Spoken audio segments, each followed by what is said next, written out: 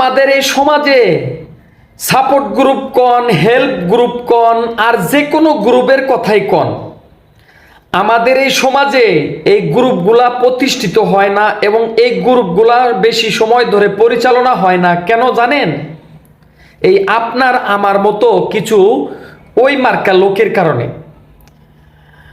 আপনারা যারা ওই লেভেলের লোক, আমি ফেসবুকের গাইডলাইন ভঙ্গ করে বলতে চাচ্ছি না, আপনারা বুঝে নেবেন ভালো করে, যারা ওই লেভেলের লোক, যারা কিনা জীবনে কিছু করতে পারবে না, এবং মানুষ যদি কারো জন্য কিছু করে বা কিছু মানুষ যদি মানুষের পাশে গিয়ে দাঁড়ায় বা কোনো সহযোগিতার হাত বাড়ায় অথবা যে কোনো বিষয়ে অ্যাক্টিভ হয়ে সহযোগিতা করে, সেগুলা নিয়েও সমালোচনা করে। আরে ভাই, বাংলাদেশের মধ্যে মানবতার ফেরিওয়ালা নামে অনেকেই ছিল। ফ্রি মোশন ভাই ছিল, মানবিক শওকত ভাই ছিল,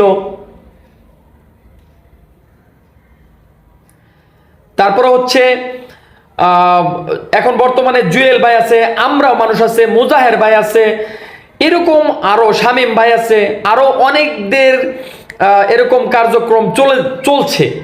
কিন্তু এই আপনাদের মতো কিছু বললাম না, এই মার্কা লোকদের কারণে তাদের মন মানসিকতা এবং মেন্টালিটি নষ্ট হয়ে যায়। আরে ভাই, পারলে তুমিও করো, তুমিও ইনকাম করো, তুমিও কাউকে হেল্প করো। তুমি যদি কাউকে 20 টাকা হেল্প করে যদি 40 টাকা ইনকাম করতে পারো, তোমাকে না করছে কিরা? তুমিও করো। কিন্তু যারা এই মানবতার সেবায় নিয়োজিত আছে, আরে ভাই, বর্তমানে নিজের পকেটের টাকা খরচ করে কে কার কাজ করতে যায়? আপনার টাকা তো নিচ্ছে না, আপনার টাকা তো ওরা নিচ্ছে না, ওরা রেমিটেন্স নিচ্ছে, ওরা ডলার নিচ্ছে, বাইরের টাকা নিচ্ছে। আপনি কি করতেছেন? জাস্ট একটু সাপোর্ট করতেছেন, আপনি একটু হেল্প করতেছেন, লাইক করতেছেন, কমেন্ট করতেছেন, শেয়ার করতেছেন।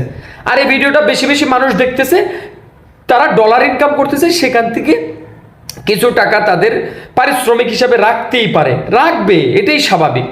সব কিছু কি আপনাকে দিয়ে দিবে? আপনি কি দিবেন? তাহলে এদের নিয়ে মন্তব্য করার আগে অবশ্যই চিন্তা ভাবনা করে তারপর হচ্ছে মন্তব্য করবেন। কারণ হচ্ছে এনারা আছে বলেই অনেক অসহায় গরিব মানুষ দুবেলা দুমুঠো খেতে পারছে, তাদের কিছু কর্মসংস্থান তৈরি হচ্ছে। তাদের দ্বারা যদি তারা ইনকাম করে নেয়, তাদের দ্বারা যদি তারা ব্যবসা করে নেয়, আপনি মনে করতে পারেন, কিন্তু তাদেরকে সঠিক মেন্টালিটি রেখে